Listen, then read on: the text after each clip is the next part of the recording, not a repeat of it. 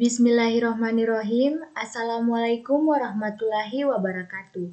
Perkenalkan, nama saya Zalda Ninggrati dengan NIM E1E120-104.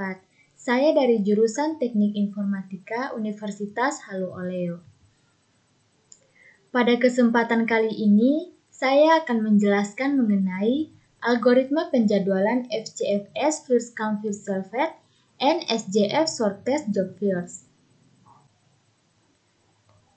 Nah, yang pertama, algoritma FCFS First Come First Served. Algoritma ini merupakan algoritma penjadwalan yang paling sederhana yang digunakan CPU. Dengan menggunakan algoritma ini, setiap proses yang berada pada status ready dimasukkan ke dalam Viva Queue sesuai dengan waktu kedatangannya. Proses yang telah tiba terlebih dahulu yang akan dieksekusi. Nah, ini adalah gambaran mengenai algoritma FCFS. Contohnya, ada 3 buah proses yang datang secara bersamaan, yaitu 0 ms. P1 memiliki burst time 24 ms. P2 memiliki burst time 5 ms. P3 memiliki burst time 3 ms. Hitunglah waiting time rata-rata round time dalam kurung burst time plus waiting time dari ketiga proses tersebut dengan menggunakan algoritma FCFS. Nah, untuk penyelesaiannya, waiting time untuk P1 adalah 0 ms atau P1 tidak perlu menunggu. Sedangkan untuk P2 adalah sebesar 24 ms menunggu P1 selesai. Dan untuk P3 sebesar 29 ms menunggu P1 dan P2 selesai. Jadi, waiting time rata-ratanya adalah sebesar 0 ditambah 24 ditambah 29 bagi 3 sama dengan 17,6 ms. Nah, untuk turnaround time untuk P1 sebesar 24 ms, sedangkan untuk P2 sebesar 29 ms dihitung dari awal kedatangan P2 hingga selesai dieksekusi. Untuk P3 sebesar 32 ms.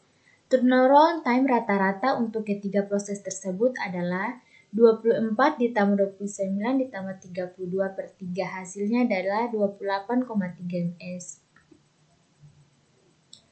Kelemahan dari algoritma ini yaitu yang pertama, waiting time rata-ratanya cukup lama. Yang kedua, terjadinya konvoy efek, yaitu proses-proses menunggu lama untuk menunggu satu proses besar yang sedang dieksekusi oleh CPU. Algoritma ini juga menerapkan konsep non-preemptive, yaitu setiap proses yang sedang dieksekusi oleh CPU tidak dapat di-interrupt oleh proses yang lain. Yang kedua, SJF, Short Job First. Algoritma ini mempunyai cara penjadwalan yang berbeda dengan FCFS. Dengan algoritma ini, maka setiap proses yang ada di ready queue akan dieksekusi berdasarkan burst time terkecil. Hal ini mengakibatkan waiting time yang pendek untuk setiap proses, dan karena hal tersebut, maka waiting time rata-ratanya juga menjadi pendek, sehingga dapat dikatakan bahwa algoritma ini adalah algoritma yang optimal. Ada beberapa kekurangan dari algoritma ini, yaitu yang pertama, susahnya untuk memprediksi burst time, proses yang akan dieksekusi selanjutnya.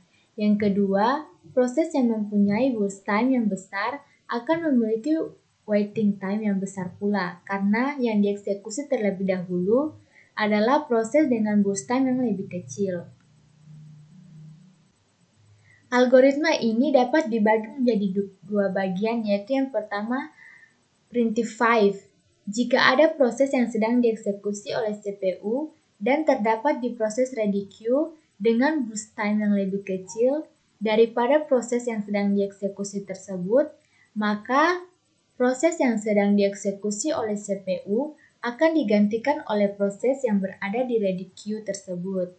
Preemptive SJF sering disebut juga Shortest Remaining Time First Scheduling.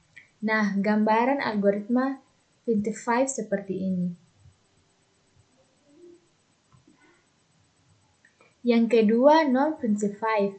CPU tidak memperbolehkan proses yang ada di ready queue untuk menggeser proses yang sedang dieksekusi oleh CPU, meskipun proses yang baru tersebut mempunyai burst time yang lebih kecil. Nah, gambaran algoritma non-preemptive seperti ini.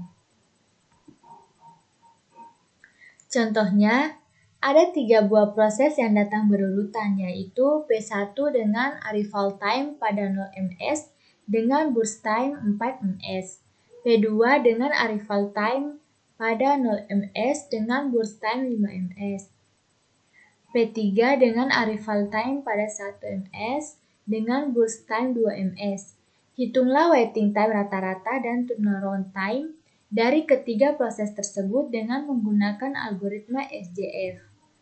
Waiting time rata-rata untuk ketiga proses tersebut sebesar 3 dikurang 1 ditambah 6 dikurang 0 ditambah 1 dikurang 1 per 3. Hasilnya adalah 2,6 ms. Turnaround time dari ketiga proses tersebut adalah sebesar 6 ditambah 11 ditambah 3 dikurang 1 per 3. Hasilnya adalah 6,3 ms. Sekian dari saya, lebih dan kurangnya mohon dimaafkan. Dan saya tutup dengan ucapan wassalamualaikum warahmatullahi wabarakatuh.